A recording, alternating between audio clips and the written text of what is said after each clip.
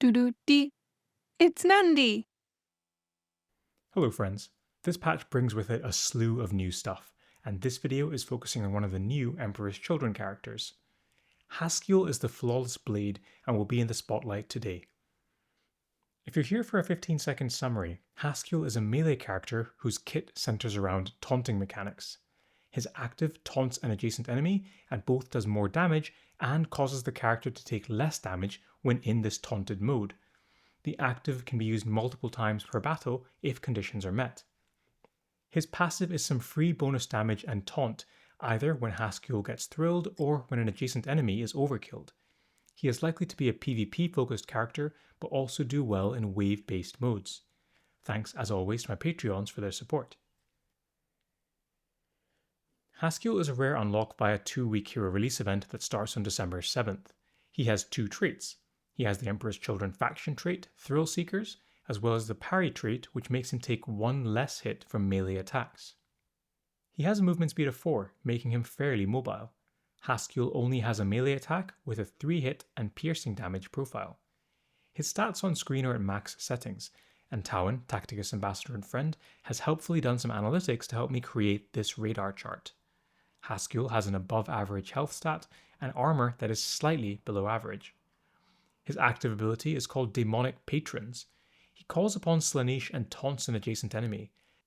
In doing so, he both does more damage and takes less damage while he is being watched, an ode to the voyeuristic fashions of his Chaos God. Then, if he defeats a taunted enemy, he can reuse the active, but he loses life if he doesn't kill them, almost as if it's punishment for failing to entertain Slaanesh. His passive is Ecstatic Slaughter. When Hascule becomes thrilled, or when an enemy unit adjacent to him is overkilled, he does eviscerating damage to an adjacent enemy unit. If the enemy survives, it is taunted. As a reminder, Hascule gets thrilled whenever he takes damage or targets an enemy at full health, and he needs to not be thrilled already for the passive to trigger. It is difficult to appreciate the abilities through text alone, so we can take a look at how everything works with some gameplay. For his active, first, Hascule taunts an enemy and receives the Watched buff, giving him bonus damage and a reduction in damage received. For the sake of showcasing his active, I have also taunted an enemy to Lucius, and made sure that they are adjacent to Hascule. As you can see here, the Watched benefit is additive.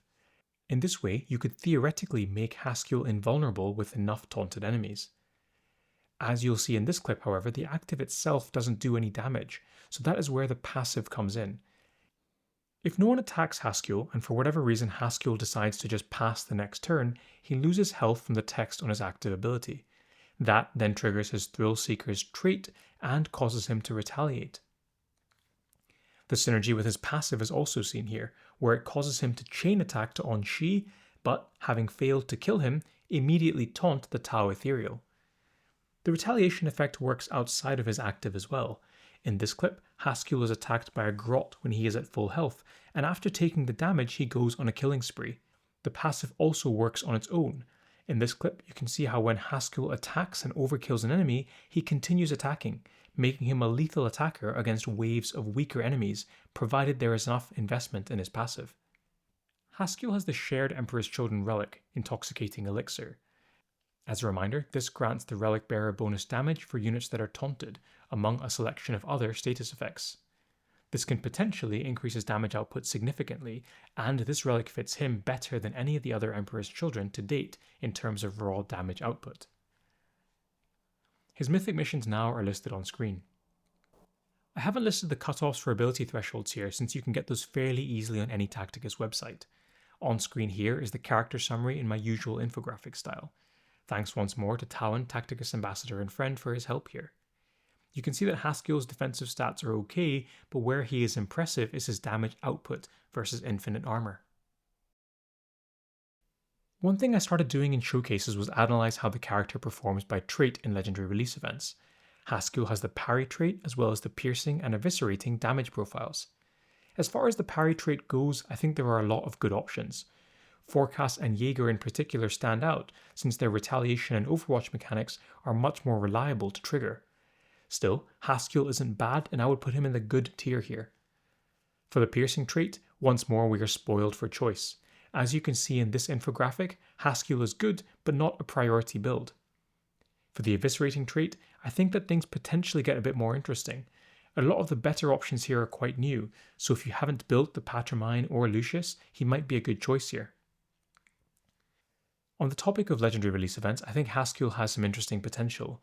His kit isn't as straightforward of a way to kill all of the enemies that approach him, say compared to someone like Forecast or Jaeger. However, as you can see in this clip for the beta track and the upcoming Farsight legendary release event, he still does a pretty good job of killing multiple enemies per turn, but it does require a bit of setup. One thing that is worth pointing out as we watch his efforts here is how troublesome I expect this track to be for the Farsight legendary release event.